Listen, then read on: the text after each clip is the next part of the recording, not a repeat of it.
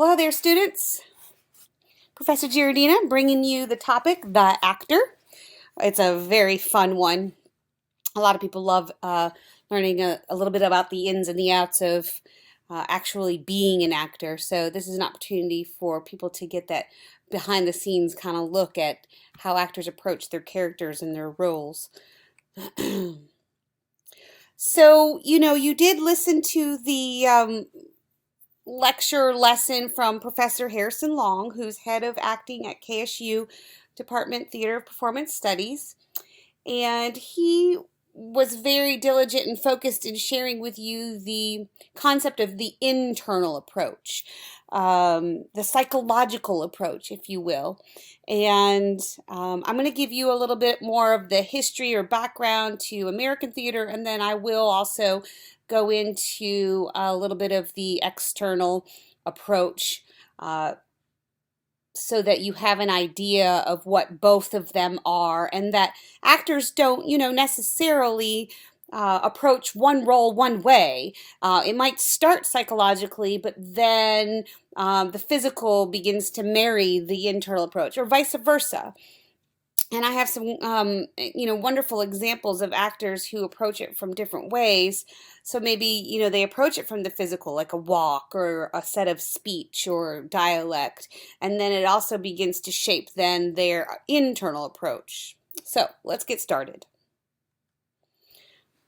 So what does it take to be an actor? Well, we have a pretty long quote here from Uta Hagen, and she is a renowned American theater teacher, master at teaching acting, and many students go to New York City to study with her. She's up there in years now, but she has several books on acting, and at any given time while I was in school studying acting for my BFA and my MFA, I did encounter her book. I had acting professors and acting teachers and directors that would want us to use her approach.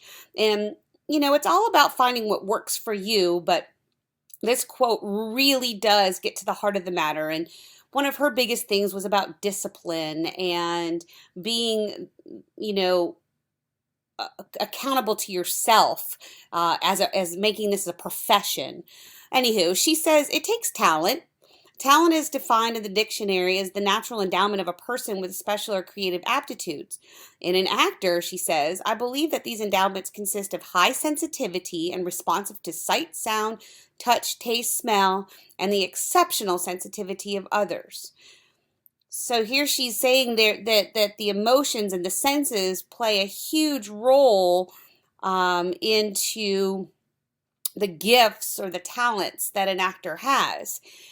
Sometimes talent can be this unidentified, intangible thing, but it is made up of these aptitudes, if you will. She goes on to say that the actor should be easily moved by beauty and pain. And there's that discussion we've been having all year about empathy and the human condition. And so actors do have a very strong connection to that. She also says they need to have a soaring imagination, of course, without losing control of reality. And we have heard that story most recently for an actor named Heath Ledger, but there are other stories out there in the rumor mill, and perhaps they're true, perhaps they're not, but they get so lost that they're out of touch with reality when they're finished, and it shouldn't be that way. So perhaps there were some other things going on for those actors that have that story that follows them. She also says it takes a sound body as well as a developed and cared for like an athlete. So we are exercising these things on a daily basis, and then we're practicing in them until we get to the game time, to the performance time. She also says it takes a trained voice, as flexible of that as a singer. The would-be actor must face the fact that talent is of little use without tenacity and discipline it takes to make something of the talent. So yes, we do know lots of actors that have that innate talent or that innate presence or that innate charisma that make us go, wow, and we're just captivated by them. But there's a lot of actors that, I could probably make each and every single one of you listening to this into an actor. I could take the necessary skills that Professor Long went over in his lecture, and over time working on them, we could hone them.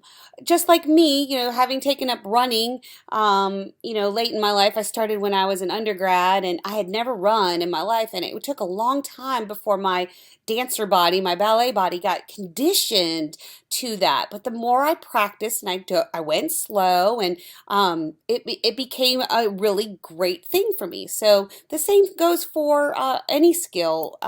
Whether or not, though, your talents and gifts marry to that height of exceptionality, just like a professional athlete that plays in the pros. That's what we're talking about here in terms of recognition, I suppose. But everybody could become an actor or an athlete or so on and so forth if they work at the right skills. This particular quote comes from her book, A Challenge for the Actor. All right, so just to backtrack a little bit in our lesson, we had a lovely slide earlier that talked about the history of acting, and we've gotten a little bit of this, a little taste of this, having done the what is performance and the what is theater modules, certainly, from the Greeks. But for the topic that I'd like to discuss today is modern acting.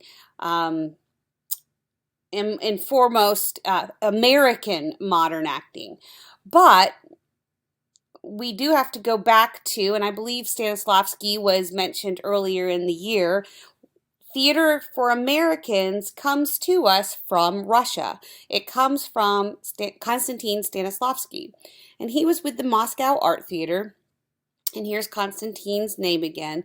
And he was upset. He was frustrated working with his actors and for himself, that he noticed the other art forms, for example, the musicians and singers, had a regular set of routines that they did to perfect and sharpen their skills to do their art form. And he was very frustrated that that actors didn't have any such thing.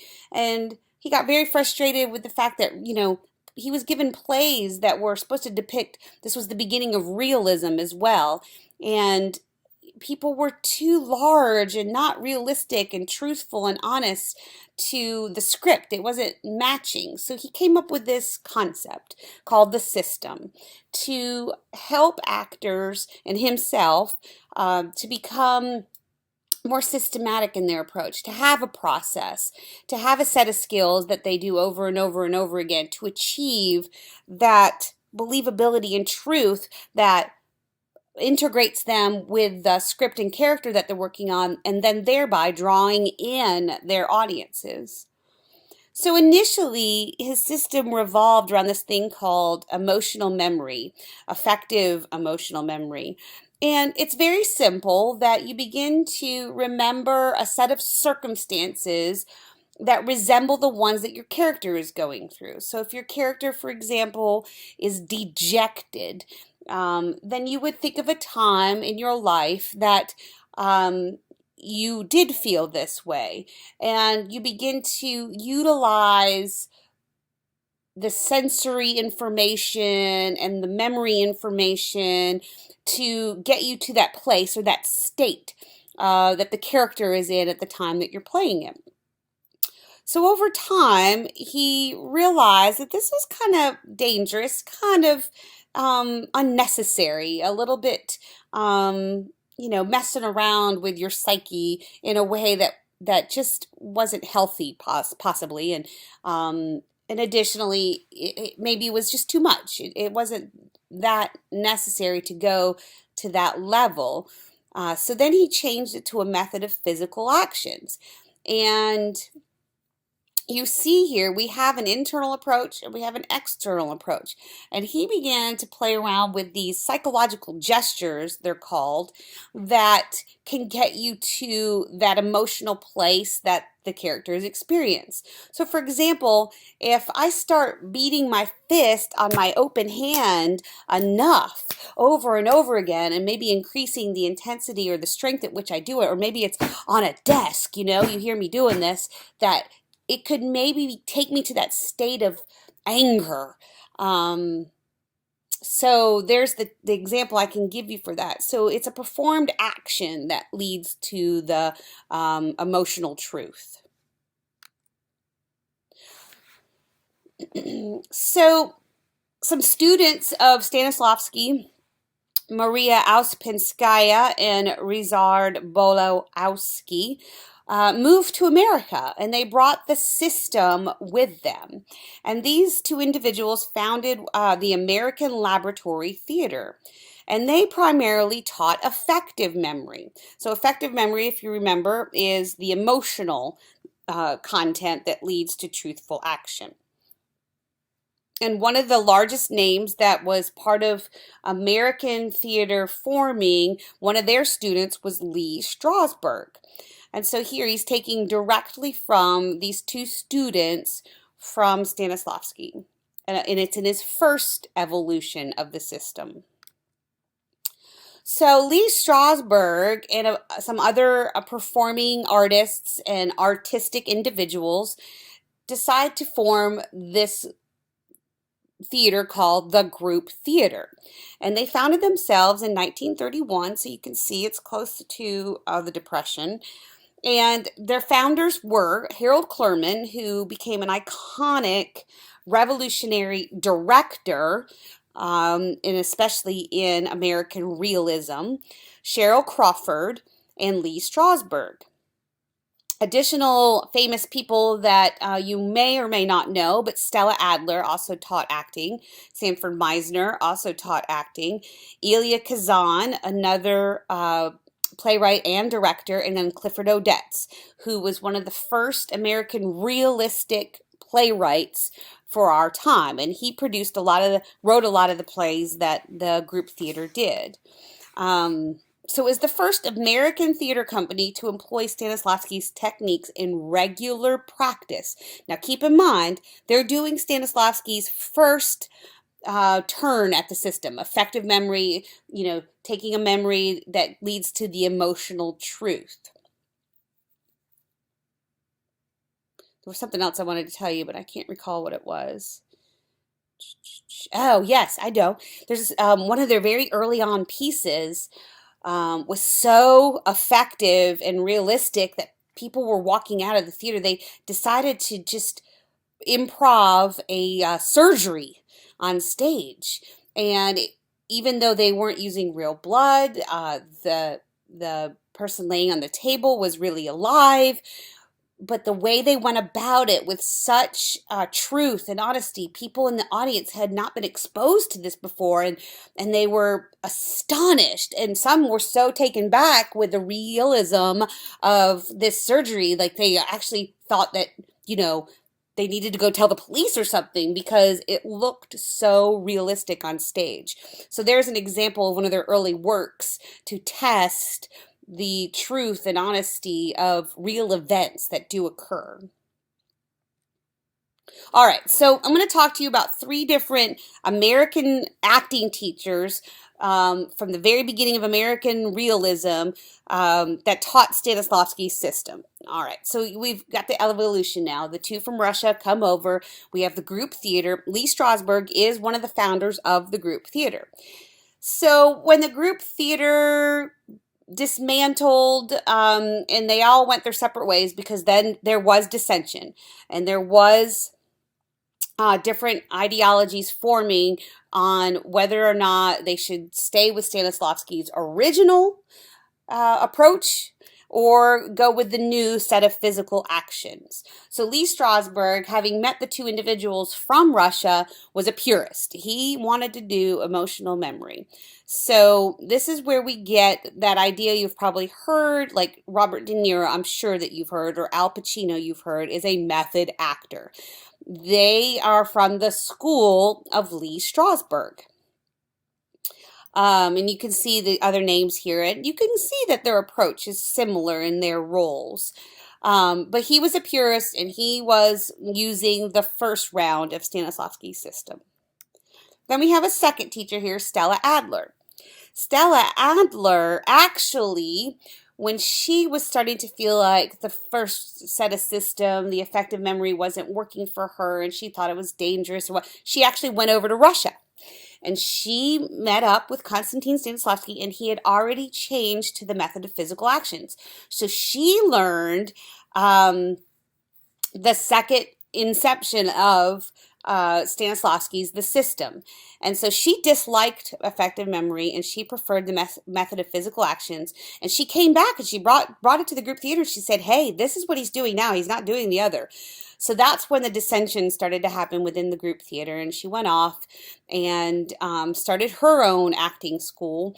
And here are some additional names. Now you see Robert De Niro, you know, whatever works, right? Whatever works for the roles. And so he had the distinction of being able to take from both teachers. He must have been really young back then, right?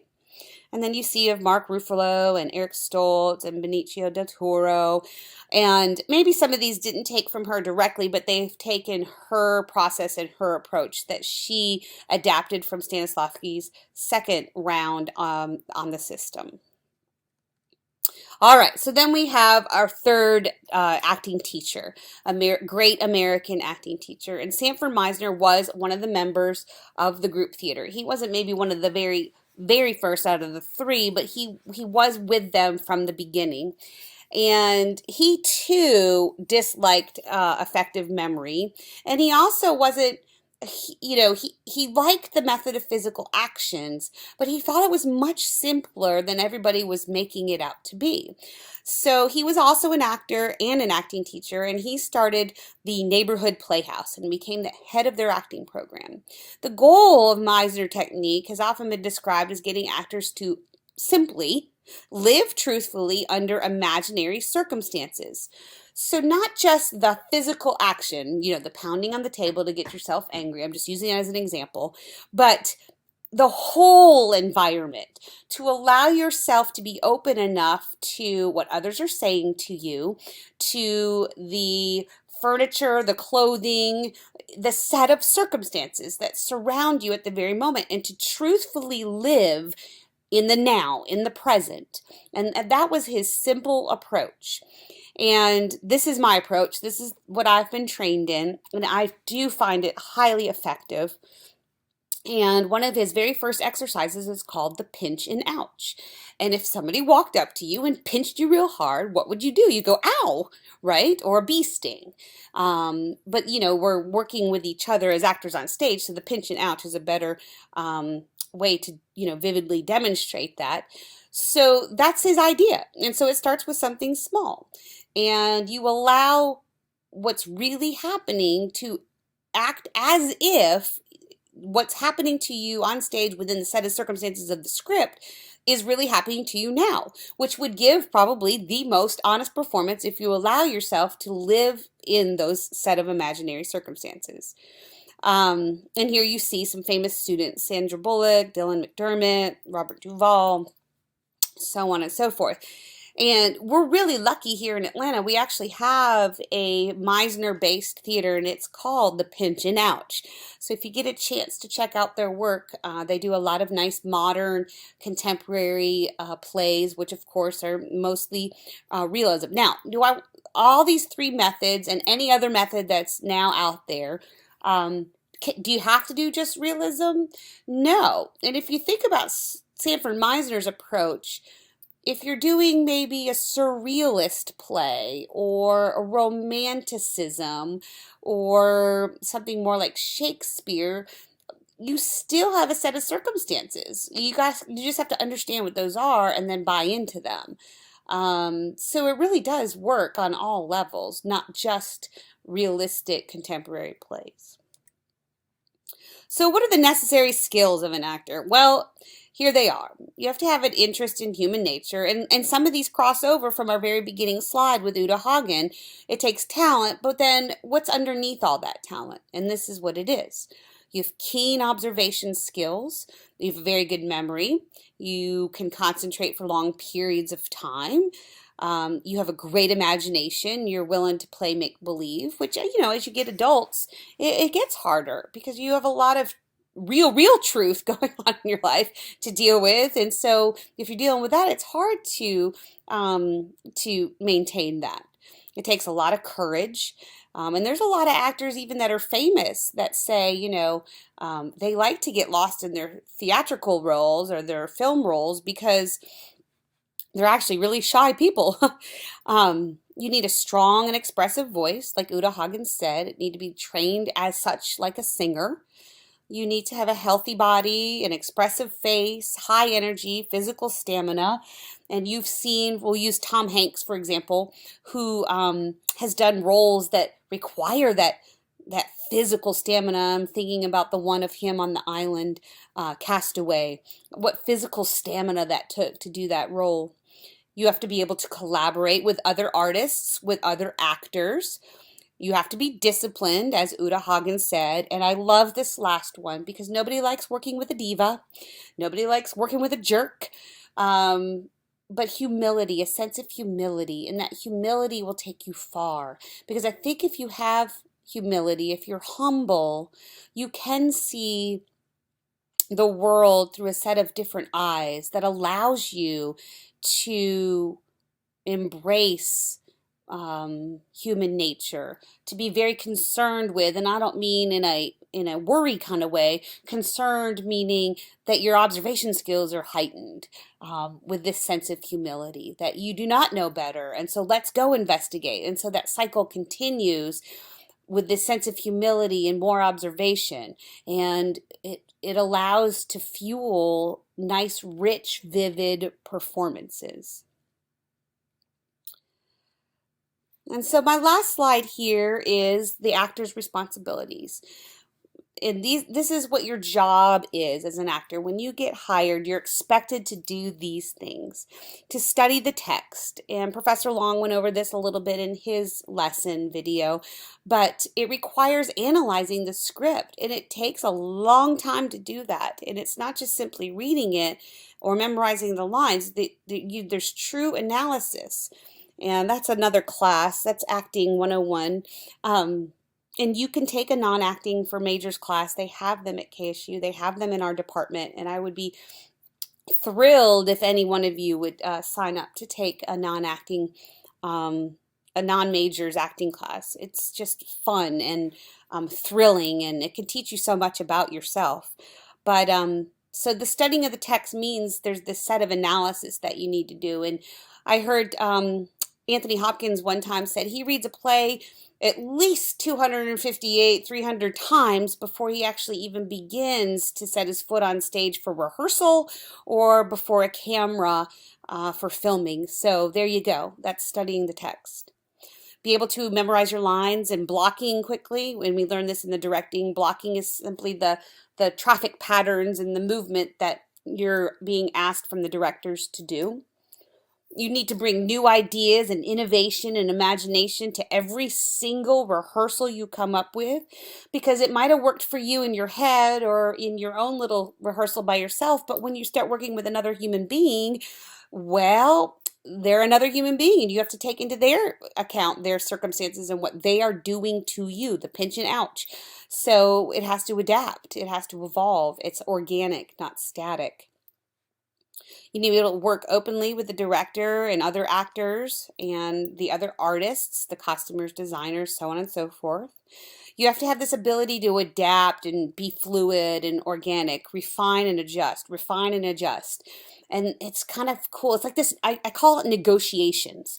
It's rehearsal really is a set of negotiations whereby everybody begins to figure out where that story is going to play with all these different presences and charismas and energies that within this skeleton or scaffolding of the script that we've been given, then how do we fit ourselves inside of there and be healthy and work and tell the story in a manner that everybody's going to understand it.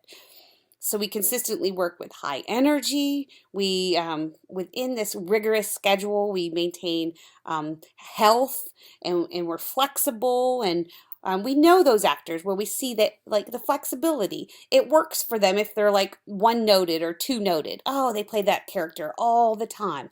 But the great actors like Tom Hanks or Johnny Depp or Meryl Streep, they play multiple roles because they're highly flexible. And then the last thing here is it goes along with that thing I keep saying that it's organic and adaptable. It's freshness. To sustain that freshness in performances and execute repeated performances at a high, consistent level of quality. And, last night's performance is totally going to be different tomorrow night because of so many factors. We're human beings, it's live, it's organic. I'm not the same person I was the night before. So, whatever set of circumstances I gained from the last time I played the role, that's going to go into the performance. The audience changes out every single night. So, that's another factor into. So, we need to review, right? What are the elements of theater? We need the space, we need the actors or the performers, we need the audience, and we need a space to. I said that already, right? So the audience rotates out. And so that's a whole nother force or factor playing on the equation of an actor's performance. All right. So that's what I have for you. Thank you very much.